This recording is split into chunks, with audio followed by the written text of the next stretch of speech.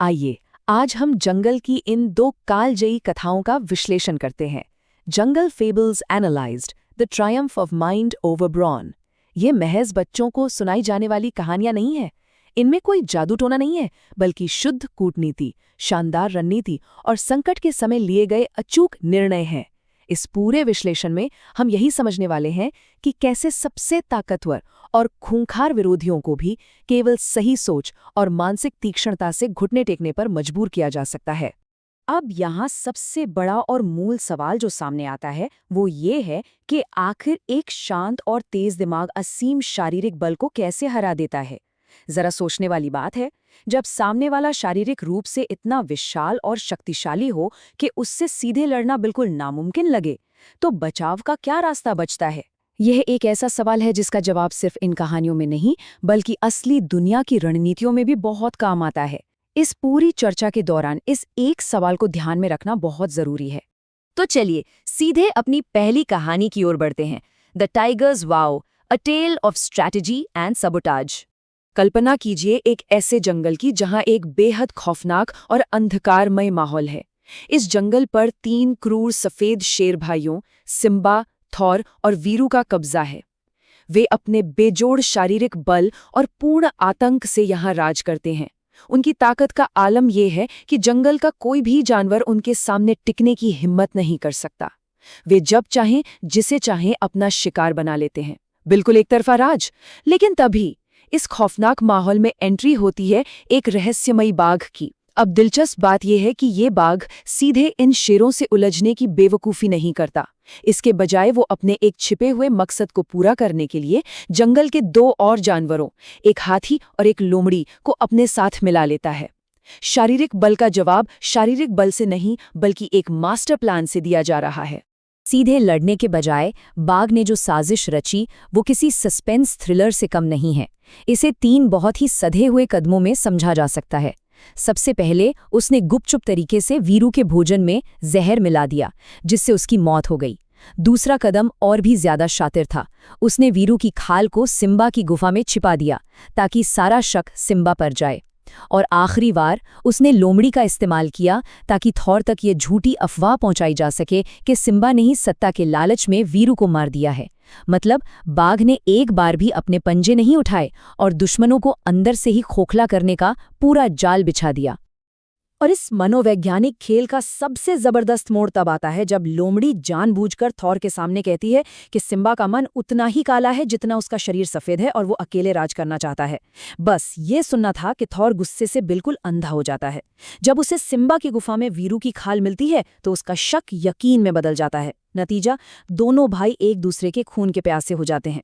उनकी वो बेजोड़ शारीरिक ताकत जो कल तक उनका सबसे बड़ा हथियार थी, आज उनकी सबसे बड़ी कमजोरी बन गई। दोनों आपस में लड़कर खत्म हो जाते हैं। बाघ ने उनकी ही ताकत को उनके खिलाफ हथियार बना लिया, वो भी बिना लड़े। चलिए अब इस कहानी के अगले हिस्से पर आते हैं। A kingdom restored, the revelation of the past. शेरों के आपसी विनाश के बाद जंगल आज़ाद हो जाता है और समय आ गया था उस बड़े रहस्य के खुलासे का। दरअसल ये महज सत्ता हासिल करने की लड़ाई नहीं थी। फ्लैशबैक में जाएं तो पता चलता है कि वर्षों पहले इसी जंगल पर बाघ के माता पिता का शांतिपूर्ण शासन हुआ करता था, लेकिन फिर उन 3 जालिम शेरों ने धोखे से उन्हें मार डाला। उस समय ये बाघ बहुत छोटा था।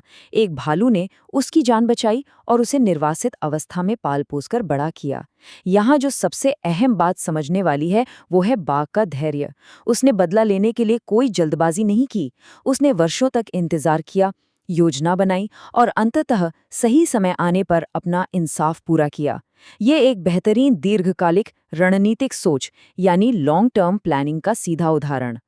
कहानी अपने सबसे बड़े भावनात्मक मोड़ पर तब पहुंचती है जब बाघ कहता है कि आज उसका संकल्प पूरा हुआ और उसने इस जंगल को उन जालिमों से हमेशा के लिए आज़ाद कर दिया है। ये सिर्फ एक जीत नहीं है, ये एक सुनियोजित मस्तिष्क की पाश्विक बल पर जीत है। इसके बाद बाघ जंगल का राजा बनता है, पर किसी अत्याचारी की तरह नहीं बल्कि एक न्यायप्रिय राजा की तरह। उसने साबित कर दिया कि असली ताकत भुजाओं में नहीं बल्कि संयम और बुद्धिमत्ता में होती है। खैर, ये तो बात हुई सालों लंबी कूटनीति और इंतजार की, लेकिन बुद्धिमत्ता हमेशा सालों की योजना की मोहताज नहीं होती।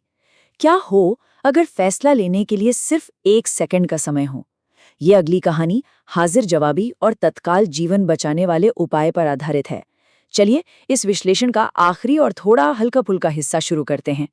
हमारी दूसरी कहानी है the clever fox, the queen's cake. यहाँ सीन कुछ ऐसा है।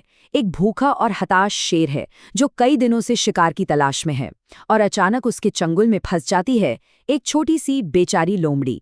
यहाँ काम आता है इम्प्रोवाइजेशन, यानी मौके पर चौका मारना। इसका सीधा सा मतलब है भारी दबाव में तुरंत और अप्रत्याशित समाधान खोजना। लोमड़ी के पास भागने का कोई चांस नहीं था, लेकिन तभी उसकी नज़र पास पड़े भैंस के गोबर पर पड़ती है। मौत सामने खड़ी थी, पर उसने अपना दिमाग शांत रखा और तुरंत एक बेहद शानदार और हास्यास्पद झूठ गढ़ लिया।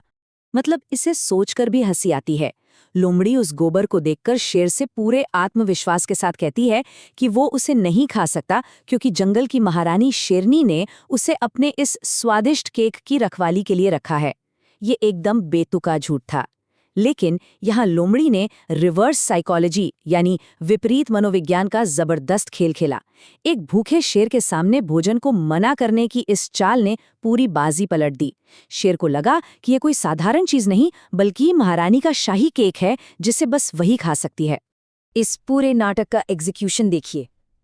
पहला कदम, उसने शेर को उस काल्पनिक केक को खाने से मना किया, जिससे शेर की लालसा और भड़क गई।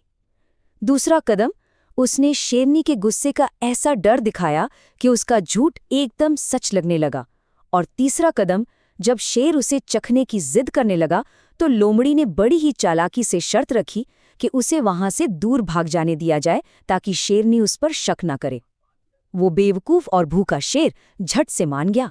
लोमड़ी वहां से रफू चक्कर हो गई और जब शेर ने उस केक को मजे से खाया तो उसे पता चला कि वो केवल भैंस का गोबर था। बिना एक भी खरोच लगे लोमड़ी ने जंगल के राजा को बेवकूफ बना दिया। तो आखिर इन सबसे निष्कर्ष क्या निकलता है? चलिए देखते हैं। Morals of the stories, 2 parts of intellect. अगर इन दोनों कहानियों को आमने सामने रख कर तुलना करें तो बुद्धिमत्ता के 2 बिल्कुल अलग रास्ते दिखाई देते हैं। एक तरफ है बाघ का तरीका, दीर्घकालिक रणनीतिक सोच, असीम धैर्य और दुश्मन को भीतर से खोखला करना।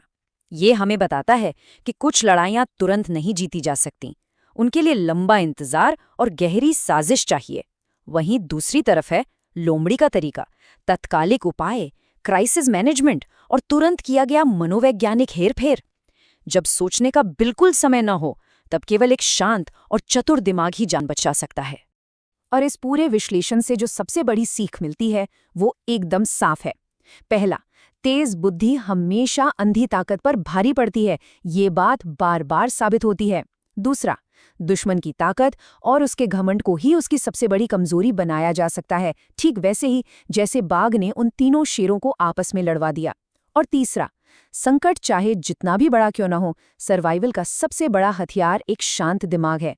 घबराने से केवल हार मिलती है, जबकि शांत दिमाग से आप गोबर को भी शाही केक साबित कर सकते हैं। तो इस पूरे विश्लेषण को खत्म करते हुए एक बहुत ही दिलचस्प सवाल सामने आता है। जब भी कभी ऐसी परिस्थितियों का सामना हो जहां जीतना बिल्कुल असंभव लगे, तो आखिर क्या काम आएगा? क्या वो बाघ की तरह वर्षों की गई लंबी योजना होगी या लोमड़ी की तरह पल भर में दिखाई गई हाजिर जवाबी? सच तो यह है कि दोनों ही बुद्धिमत्ता के बहुत ही शक्तिशाली रूप हैं। इस चर्चा में बस इतना ही। इन विचारों पर गौर जरूर कीजिएगा और याद रखिएगा, दिमाग की ताकत का कोई मुकाबला नहीं।